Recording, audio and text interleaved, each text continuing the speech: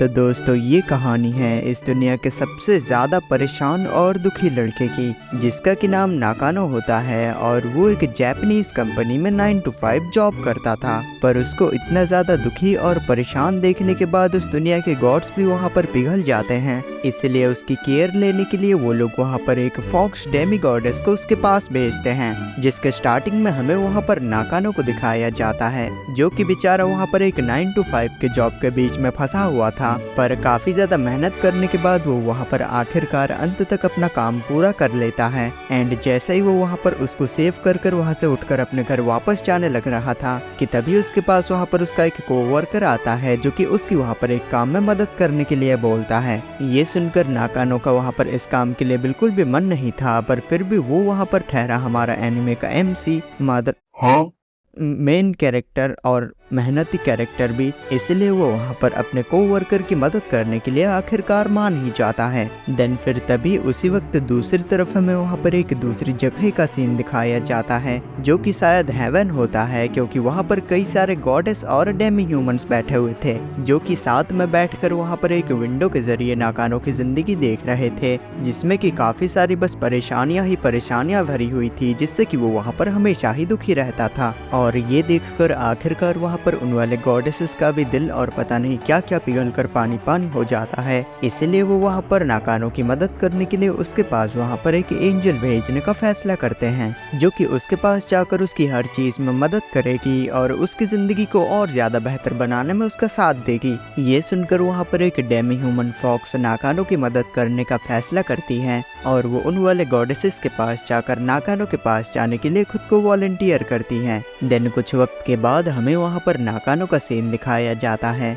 जो कि रात तक वहाँ पर अपने कोवर्कर के काम में मदद ही कर रहा था और वो वाला काम खत्म कर वो एक मेट्रो के जरिए अपने घर वापस जाने लगता है। पर इतना ज्यादा काम कर वो बेचारा इतना ज्यादा परेशान हो चुका था कि उसके आसपास वहाँ पर एक डार्क ऑरा डेवलप्ड हो चुका था, जिससे मेट्रो में भी वहाँ पर सभी लोग उससे डर कर दूर भागने लगते हैं। पर तब भी जैसे तैसे वो वहाँ पर मैनेज करता हुआ आखिरकार अपने घर तक आकर पहुँच जाता है। एंड वो जब वहाँ पर जाकर अपने घर का दरवाजा खोलकर देखता है तो फिर उसको पता चलता है कि उसके घर के लाइट्स तो ऑलरेडी ऑन है, जिससे वहाँ पर नाकानो ये याद करने लगता है कि वो अपने घर की लाइटें बंद करके भी गया था या ऐसे ही चला गया था। पर फिर भी वहाँ पर उसके मन में जरा सा डर तो तब भी था, इसलिए वो झट से वहाँ पर अपने घर का दरवाजा खोलकर अंदर झांकने लगता है, जहाँ पर कि उसको वहाँ पर एक फॉक्स गर्ल वहाँ पर खाना बनाती हुई दिखती है। जिसको जब ये पता चलता है कि नाकानो अपने ऑफिस से काम कर घर वापस आ चुका है तो फिर वो उसको वहाँ पर काफी ज्यादा प्यार से वेलकम करती है। पर इस बात से नाकानो वहाँ पर खुश होने की बजाय काफी ज्यादा परेशान हो जाता है और उस लड़की से माफी मांगते हुए उससे बोलता है कि वो गलती से आकर उसके घर में घुस गया।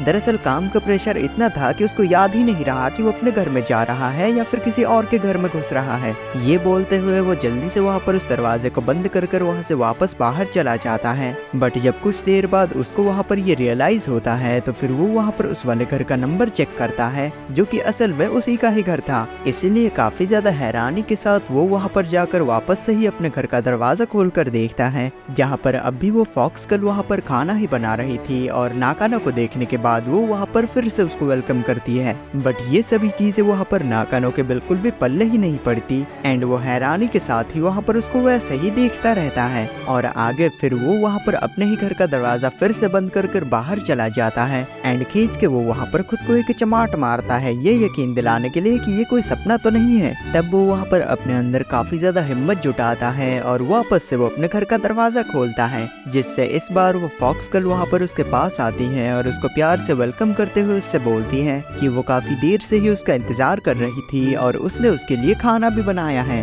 पर तब भी हमारा बेचारा नाकानो वहाँ पर सदमे में ही होता है कि ये लड़की कौन है और उसके घर के अंदर क्या कर रही है। तभी अचानक से ही वहाँ पर नाकानो के दिमाग में एक फिल्म चलने लगती है कि पुलिस वाले एक नाकानो नाम के लौंडे को अपने साथ लपेट के ले जा रही थी, क्योंकि उसके ऊपर ये इल्जाम लगा था कि उसने एक छोटी सी बच्ची को किडनैप कर अपने घर में बंद कर रखा था। ये सोचते हुए नाकानो वहाँ पर काफी ज्यादा डर जाता है और उसके वहाँ पर पसीने छूटने लगते हैं। इसीलिए वो जल्दी से वहाँ पर उस फॉक्स गर्ल को पकड़कर अपने घर से बाहर फेंक देता है और जल्दी से अपने घर का दरवाजा बंद कर लेता है। तो उस फॉक्स गर्ल को अपने घर से बाहर निकालने के बाद वो वहाँ पर शांति से अपने घर के अंदर जाने लगता है। बट तभी वो फॉक्स गर्ल वहाँ पर और उस वाले दरवाजे के आर पार आकर नाकानो से पूछती है कि उसने उसको बाहर क्यों फेंक दिया। और ये देखने के बाद नाकानो वहाँ पर काफी ज्यादा डर जाता है कि पहले तो ये एक बच्ची थी, अब ये एक भूतनी बच्ची बन चुकी है। पर तब फिर वो फॉक्स गर्ल, जिसका की नाम वहाँ पर कोको होता है, वो वहाँ पर नाकानो से बोलने लगती है कि आगे कुछ भी बात करने से पहले वो उसके साथ चलकर अपना डिनर खत्म कर ले, जो कि उसने उसके लिए काफी ज्यादा प्यार से बनाया है।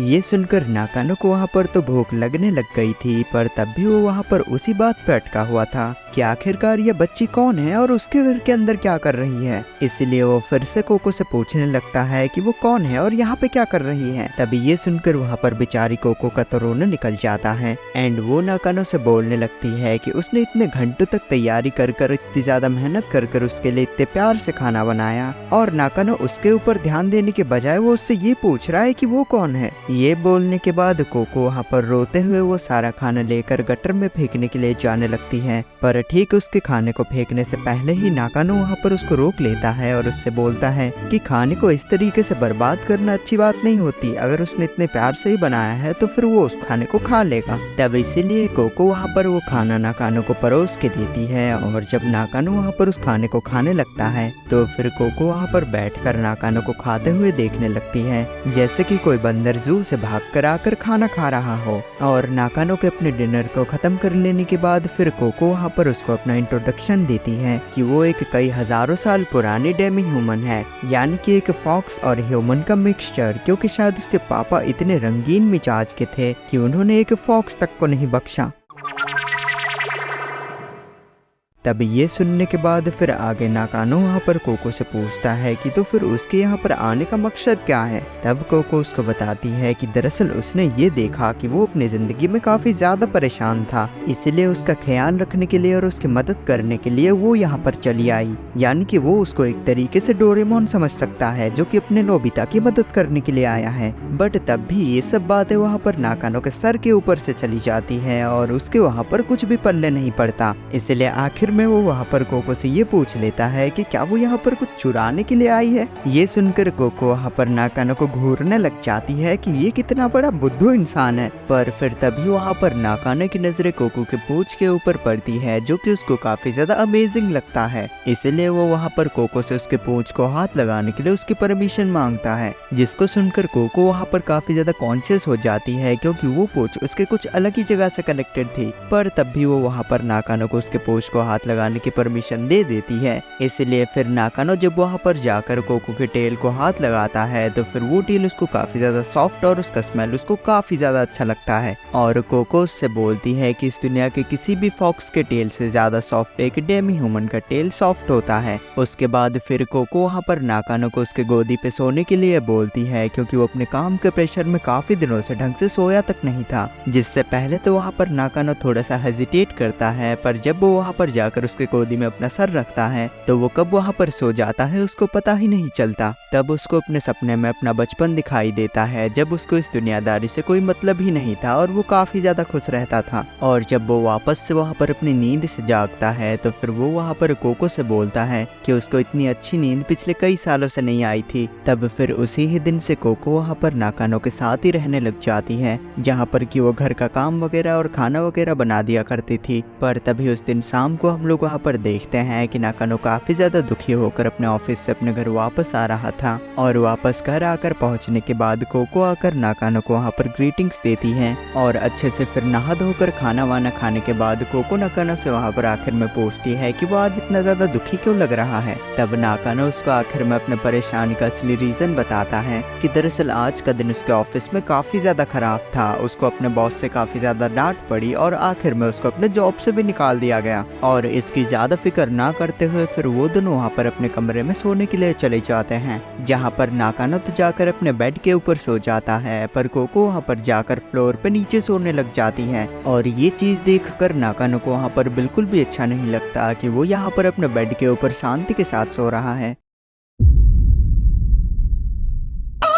आई मीन पीस के साथ सो रहा है और एक डेमी गॉडेस जो कि यहाँ पर उसकी मदद करने के लिए आई है वो उसको नीचे जमीन पे सुला रहा है। इसीलिए वो कोको को वहाँ पर जगा कर उससे बोलता है कि वो नीचे क्यों सो रही है, उसको तो आकर यहाँ पर बेड पे सोना चाहिए और वो जाकर कहीं और सो जाएगा। पर इसका मतलब कोको वहाँ पर कुछ गलत ही समझ लेती है और उसको लगता है कि नाकानो उसके साथ सोना चाहता है। इसलिए वो जल्दी से जाकर वहाँ पर नाकानो के बेड के ऊपर उसके ब्लैंकेट के अंदर घुस जाती है और कोको को उसके साइड में सोता हुआ फील कर नाकानो को तो वहाँ पर बिल्कुल भी नींद नहीं आ रही थी। इसीलिए तब कोको वहाँ पर अपने उंगली से उसको चुभाते हुए बोलती है कि उसको इतना ऑकवर्ड फील करने की कोई जरूरत नहीं है, उसकी उम्र 8000 सालों से भी कई गुना ज्यादा है, तो फिर इसीलिए वो उसको अपनी मम्मी की तरह समझकर उसके साथ सो जाए। तो इसी तरह से फिर वो दोनों वहाँ पर शांति से सो जाते हैं और नाकानो को फिर वहाँ पर ये एहसास होता है कि इस दुनिया के अंदर परेशान होना और टेंशन लेने का कोई भी मतलब नहीं बनता, क्योंकि अभी अगर आपका बुरा वक्त चल रहा है तो फिर जल्द ही अच्छा वक्त भी आने वाला है, क्योंकि रात के बाद ही सवेरा होता है। और गाइस इसी के साथ यहीं पर ही हमारे इस दूसरे फॉक्स वाली कहानी का भी दी एंड हो जाता है। और हाँ, जो भी लोग मेरे उस वाले चैनल से इस वाले चैनल पे इस वीडियो को बस देखने के लिए आए हो तो फिर आप लोगों को बहुत बहुत थैंक यू। एंड आप लोग बस इतना कमेंट कर देना कि मैं EX संजू चैनल से आया हूँ, मैं आपको अगली वाली वीडियो में शाउट आउट देने वाला हूँ। उस वाले चैनल पे तो नहीं देने वाला, पर इस वाले चैनल पे आपको शाउट आउट जरूर मिल जाएगा।